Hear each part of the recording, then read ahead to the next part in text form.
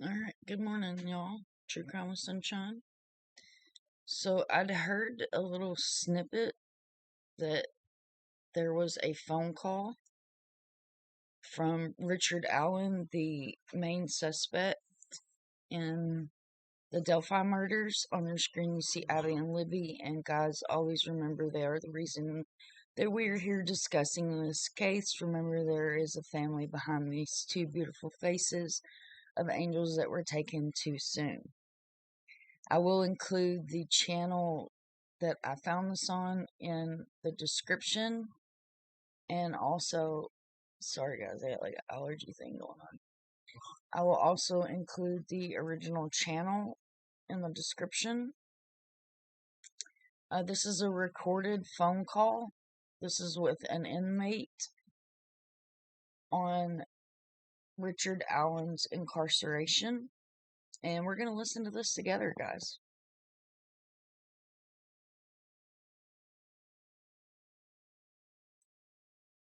So, as we all know, this is Richard Allen that you see here on your screen. And I've got monsters snoring in the background, so I am going to mute this out for a minute.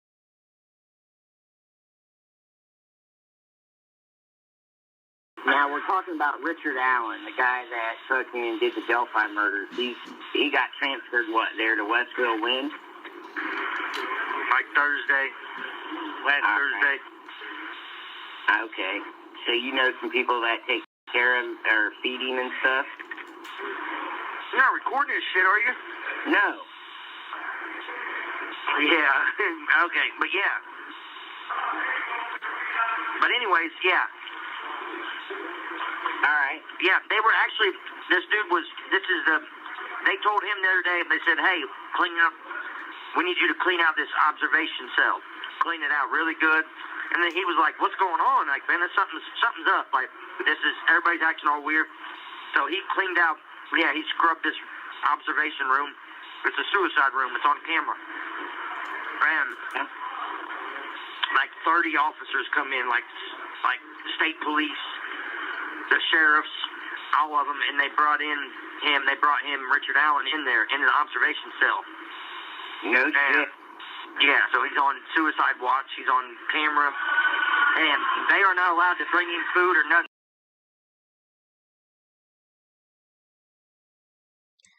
I am not surprised that he was put on suicide watch.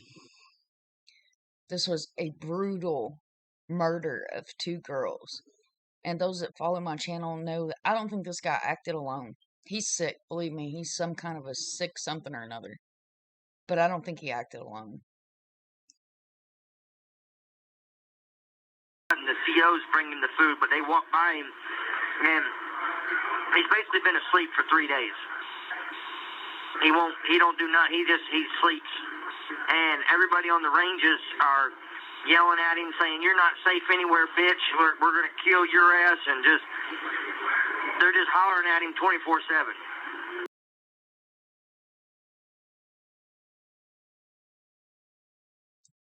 Sorry guys, I'm gonna forget to unmute myself and be sitting here talking and y'all aren't gonna be able to hear me. So I'm really not surprised that the locals, even though he's been moved, are threatening his life. And I mean no disrespect to his family. And my heart does go out to his daughter. I'm definitely mean no disrespect to his wife. And I know that in the past we've seen serial killers and murderers that have families and their families don't know what they're doing. But guys, this guy's a sicko. Let's go ahead and listen to the rest of this call. No shit. Yeah, and he's laying there acting like he's sleeping the whole time since he's been here for like 3 days. Dang. You gotta provide me with updates, bro, on this guy. I will. That's why I just went and asked dude that, he's actually the one that cleaned out the observation cell. That's what he called it, observation cell. And the sergeant was like, clean this out. And he's like, what's going on? And the sergeant was like, I'll tell you in a minute. and then they're like, you know that fucking dude that killed the Delphi girls? Like, yeah, they're bringing him in here. Like, they said they don't have anywhere in the state, anywhere they can keep him safe. I bet not. Mom said that the judge was like, look, I'm ordering him to be sent to Indiana Department of Corrections, and, like, withdrew from the case. Yeah, the judge is scared, man, because the judge is worried that they're going to be putting pictures of his family and stuff like that on the news and on TV, and the judge even said that his staff can't handle this case, and, like, yeah, I foresee this definitely being transferred. But they called in they said they might have a judge. I did see that. So I want to know how they found out it's him finally. Well, bro, what I know, and this is from me, like, keeping an eye on social media and filtering through the crap and not the crap, you know, but...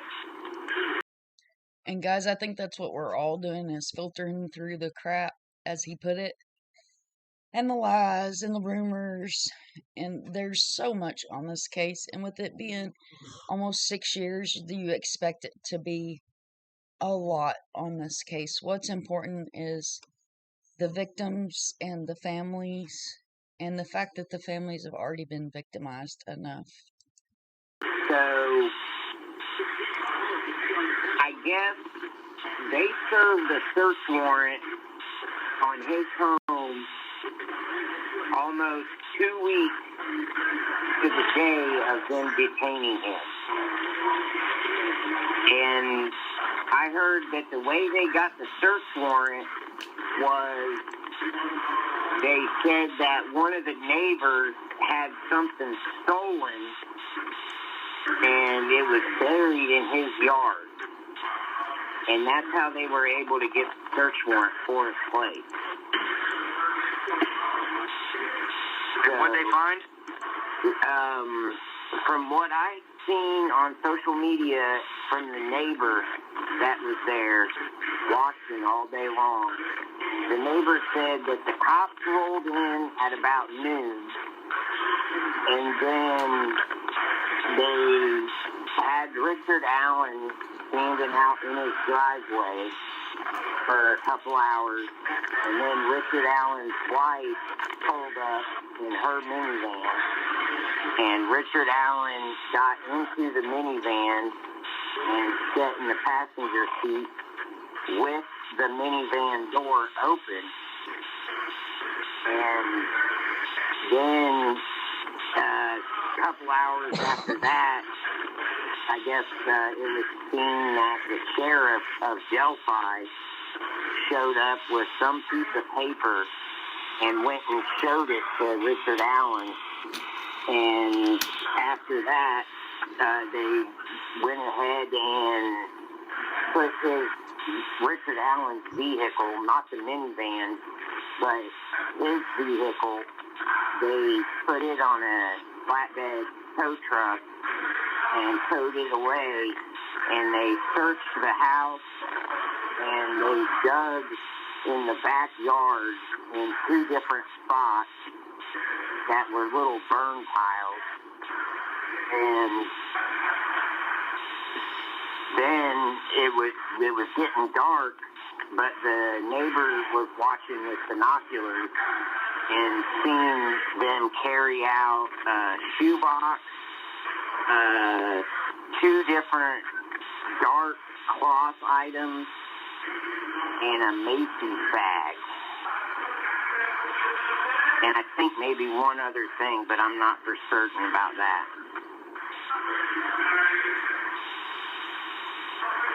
So, but I also heard on social media that they had been watching Richard Allen, and he had recently burnt something in his backyard. So this is what I believe most. And that's what a lot of us have heard on the YouTube streets and on social media, is that he was burning something in his backyard, and that does bring up a lot of questions. What exactly was he burning? You know, what did he keep? We know what was allegedly missing from the girls, but what did he keep? Might have happened. That's all speculation, but still, this is kind of what I think. So, hello? Yeah, I'm here. Alright, so, you know who this Keegan Kline character is? Who? Keegan Kline? Yeah. Alright, so I think that guy, he was soliciting minors online, and I think his dad was possibly also involved, Tony Kline, and I think Tony Kline and Richard Allen knew each other because Richard Allen used to live in Peru, close to Keegan Kline and his dad, Tony Kline. And Tony Kline and Richard Allen are about the same age. So... And guys, that's what I can't help but wonder. Like I said, I don't think that he did this alone by any means. And, you know, I'm still not convinced that, you know, rest in peace, but I am entitled to my own opinion, that Ron Logan didn't have something to do with this. Now, I do remember where I'd seen on a post somewhere on social media that said that Richard Allen was seen on the bridge, but it was said, well, just because he was on the bridge, he didn't murder the girls.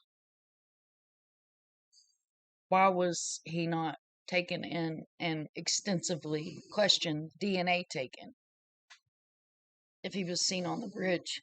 And guys, I'm sorry. I said we have a hurricane rolling in, and I get this like allergy thing, so I'm so sorry.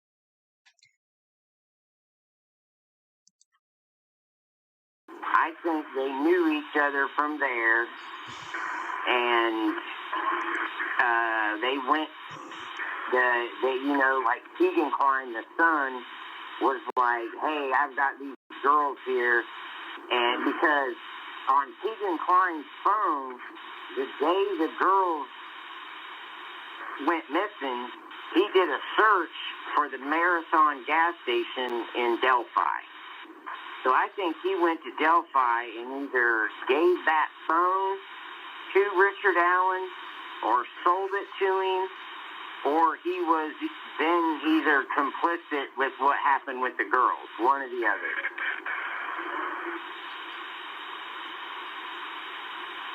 I'm lost. What phone? I don't know. Anyway, yeah, okay. The phone that Keegan Kline was using to talk to the girls on the fake Snapchat account. Okay, I don't know nothing about that. Yeah, no, Keegan Kline, he had made up a fake Snapchat account and was talking to the girls on that fake Snapchat account. Well, he had talked to the girls the day that they went missing.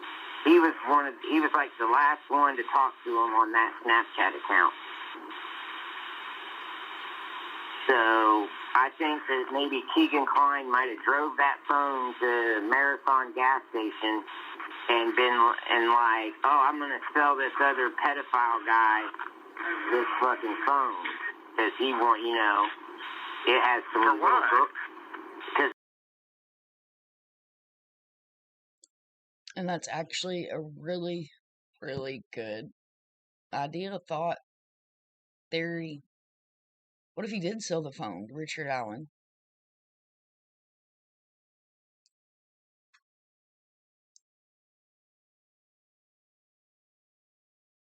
It has little girl contact information on it and stuff like that. Because they think it's kind of like... Yeah, but I'm saying, like, how did this dude live in the fucking Delphi for fucking 6 years and they didn't even... That's what everybody doesn't understand, man, is how did this guy, you know, because there's pictures of him, bro, up there at JC's bar. I've seen them. with the sketch of him in the background. Yeah. And, like, I thought, like, 3 days after it happened, he turned himself into the fucking mental hospital and shit, too. So people are like, how did his wife not know? And, you know, I guarantee she knows. Well, yeah, and then also it was, you know, some people are thinking now possibly maybe it was his wife that actually tipped the police off. Yeah, that's what I was wondering, if his wife's the one that did it. But I tipped him off. I think this Keegan Kline character finally ratted Richard Allen out. I think because they searched the Wabash River just like 2 months ago, and right around that time, there was an order to pull Keegan Kline out of the Miami County Jail and take him into Indiana State Police custody so that he could make a deal with them and stuff. Because he was due in court to, like, he was due for jury trial and stuff in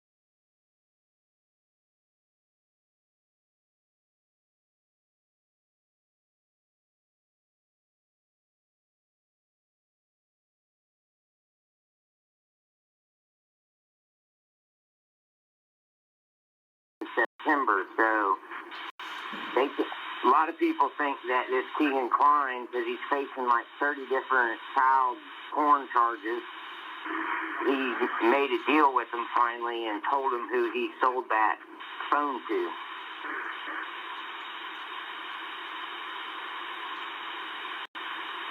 Yeah, I don't know. I don't know. I'm lost here. I'm just saying, like, if these girls are walking along the trail and they dudes killed them down there, like, what's that got to do with somebody talking to them on the phone? And all right, well, how about this? What about if I set up a fake Snapchat account and I called Shannon Moyer up, and Shannon Moyer thought he was getting ready to go meet Jennifer Aniston, but really it's the Grim Reaper at the bridge. Okay, nobody said anything about him meeting up with anybody. Food for thought. Food for thought. And guys, I was muted a while ago, so I definitely want to go ahead and reiterate what I was saying while you guys will hear a blank, solid, probably snoring in the background. Definitely go check out True Crime Web and check out Mob Crew, The Monsters Under Our Bed. They're two great Delphi channels. They're actually great channels that cover the Delphi case. Definitely always circle back and let's go back and look and listen to what we heard and saw in the beginning. Guys, I'm going to pop off camera for a second to let the pit bull out. Buddy.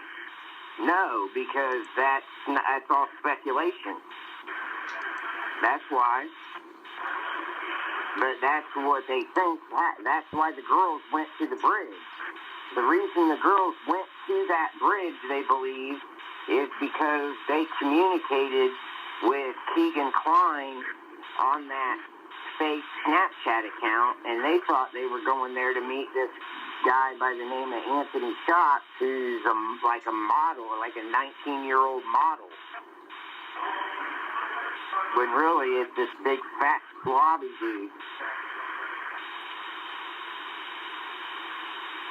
And I think that his dad, Tony Kline, because he knew Richard Allen, I think all three of them are possibly involved. I think if there was that many people involved, then somebody would have already been caught. Well, they've got two of them. They've got Keegan Klein and they got Richard Allen. What they charged Keegan Klein with? 30-some different counts of fucking child porn. They got him. Yeah, but I'm saying, what about the Delphi murders, though? Nope. What are they charging him with on there? Nothing. Okay, that's, yeah. So it's all speculation. It's all speculation from there. That's why they got the probable cause affidavit sealed, and they're not letting anybody see that. There's a hearing, I think. You have 1 minute remaining. There's a hearing, I think, November 22nd, to talk about if they're going to keep that probable cause affidavit sealed or not. Yeah, they need to quit being so secretive with everything. And in my opinion, I don't think it should be sealed. I don't, and I'm sorry that the family disagrees with that. But I feel like as a community, we have all kept the girls' faces out there, kept their names out there, and I really honestly would like to see that report. I would like to hear the hearing. I honestly believe that the hearings should be public. Cameras should be involved in the courtroom because these girls have become a member of all of our families. And we've all spent so much time researching and sharing and, being there and being a part of their tragedy. Didn't let murders know what the fuck they got going on. Well, yeah, I agree. I mean, we've waited long enough. Yeah. Anyways, I'm gonna hop off here. It's about to hang up. Make sure you order that magazine. I will, man. Especially when you got family that lives in Delphi. Say what? I said, especially when you have family that lives in Delphi. Yeah. That's just, but. All right. Yeah, I'll order that. That's the magazine for Hunter tonight. Yes, the Master Fishing. Master Fishing. Yep. I got you, bro. Thank you All for right, using GTL. GTL always cuts you off. Like they have no cares in the world of your. So what we'll do Well, is pause this I and agree. we will leave Richard Allen's photo up in the background. And guys, I am using this under the Fair Use Act for commentary, education, and discussion. Please leave your comments below. I will run this as a premiere. That way we can still live chat. This has been a long time coming. And I feel like this is going to be a trial that it's going to stretch out. I couldn't imagine being the defense in this trial. I couldn't imagine being able to look inside myself and be able to defend this man wholeheartedly, knowing that these two beautiful girls, they don't get to go to homecoming. Their parents don't get to watch them get married, or their parents don't get to see grandchildren because a monster stole them from their family. As always, guys, thank you for watching. Remember, it takes a village to raise a child, a community to bring justice. If you see something, say something. And always, guys, remember that we're stronger together.